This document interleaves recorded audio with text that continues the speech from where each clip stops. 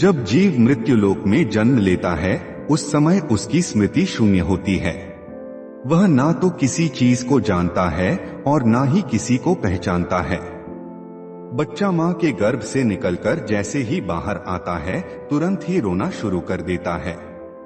वह ऐसा तकलीफ में करता है या कोई और कारण भी है जिसे हम समझ नहीं पाते। क्या आपने भी कभी सोचा है कि आखिर बच्चा जन्म लेने के तुरंत बाद रोता क्यों है? इसके पीछे का सटीक कारण क्या है? हिंदू धर्मशास्त्रों के अनुसार वैसे तो इसके पीछे एक पौराणिक कथा की मान्यता है जिसका विवरण विष्णु पुराण में मिलता है। लेकिन सच्चाई क्या है, यह एक ऐसा सवाल है जिसका सही उत्तर हम सब जानना चाहते हैं। शिशु के जन्म लेते ही रोने के कारण को विज्ञान एक सहज और आवश्यक प्रक्रिया मानता है।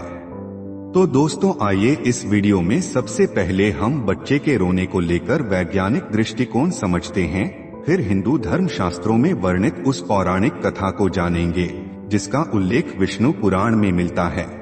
आपसे विनती है कि चैनल को सब्सक्राइब कर लीजिए और कमेंट बॉक्स में जय श्री कृष्ण लिखकर परमात्मा को अपना आभार व्यक्त कीजिए।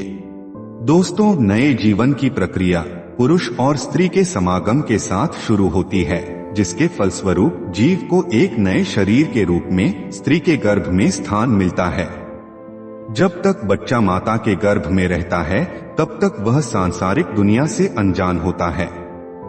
माता के गर्भ में वह जीवित तो होता है परंतु वह सांस नहीं लेता। उसके शरीर को खाना पीना इत्यादि मां से जुड़ी गर्भनाल से प्राप्त होता रहता है। बच्चे के फेफड़े तो बन जाते हैं लेकिन वह प्रयोग में नहीं रहते। बच्चा मां के गर्भ में एक पतली झिल्ली के अंदर बंद होता है जिसमें तरल पदार्थ भरा होता है। इस तरल पदार्थ को वैज्ञानिक भाषा में एमनियोटिक फ्लूइड बोलते हैं। यही तरल पदार्थ बच्चे के मुंह, श्वास नली और फेफड़ों तक में पहुंच जाता है। लेकिन जब तक बच्चा मां के गर्भ में रहता है तब तक इस तरल पदार्थ से बच्चे को कोई कष्ट नहीं होता, बल्कि इसी तरल पदार्थ की वजह से वह मां के गर्भ में सुरक्षित रहता है। प्रसव की क्रिया मां और बच्चे दोनों के लिए कष्टदायक होती है। बच्चा बहुत सकरे मार्ग से निकलकर दुनिया में आता है। जिस क्षण बच्चा मां के गर्भ से बाहर निकलकर इस संसार में आता है उसके आसपास का परिवेश बदल जाता है। अब शिशु को जीवित रहने के लिए श्वास की जरूरत होती है। शिशु के फेफड़े प्रथम बार काम करना शुरू करते हैं, लेकिन फेफड़ों में वही तरल पदार्थ पहले से ही भरा होता है जिसे बाहर निकालना बच्चे के स्वास्थ्य के लिए बहुत जरूरी होता है। इसीलिए डॉक्टर बच्चे की डिलीवरी होते ही गर्भनाल को काट देते हैं और बच्चे को उल्टा करके उसके मुंह से इसी तरल पदार्थ को बाहर निकालते हैं। ऐसी असहज स्थिति में बच्चा प्रथम बार रोता है।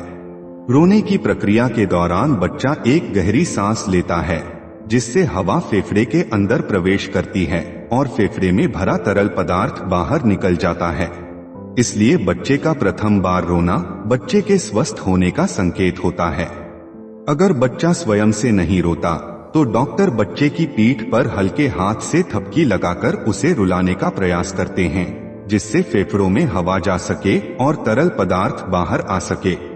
बच्चे के दिमाग को सही ढंग से काम करने के लिए एवं बच्चे के शरीर को सुचारू रूप से कार्य करने के लिए ऑक्सीजन की जरूरत होती है।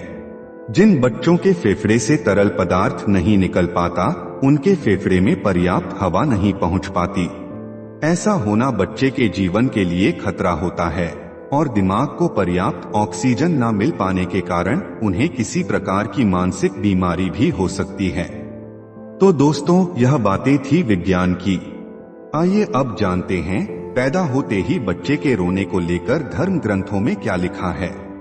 शिशु जब प्रथम बार रोता है तो उसके रोने का स्वर कुछ इस प्रकार सुनाई देता है जैसे वह पूछ रहा हो, कहाँ हूँ मैं, कहाँ हूँ। विष्णु पुराण के मुताबिक जब ब्रह्मा जी सृष्टि की रचना कर रहे थे उन्होंने स्वयं जैसा पुत्र पैदा करने का विचार किया तो उनकी माया से गोद में एक मायावी बालक प्रकट हुआ। ये बालक रोते हुए ब्रह्मा जी की गोद में उथल पुथल करने लगा। जब ब्रह्मा जी ने उस बालक से इसकी वजह पूछी तो उस बालक ने प्रश्न किया, मैं कौन हूँ, मैं कहाँ हूँ। मेरा क्या नाम है? इस पर ब्रह्मा जी कहते हैं कि पैदा होते ही तुमने रोना शुरू कर दिया, इसलिए मैं आज से तुम्हारा नाम रुद्र रखता हूँ। ऐसी मान्यता है कि इस बच्चे के जन्म से पहले किसी बच्चे ने रोना शुरू नहीं किया था। ऐसी पौराणिक मान्यता है कि तभी से जन्म के बाद बाकी बच्चों में भी रोने का नियम बन गया। क्या आपको बच्चे के रोने का कारण पहले से ही पता था? कमेंट बॉक्स में जरूर बताइए। दोस्तों, आशा करते हैं कि आपको हमारी यह कोशिश पसंद आई होगी। अगर हमारा प्रयास सफल रहा हो तो प्लीज वीडियो को लाइक कीजिए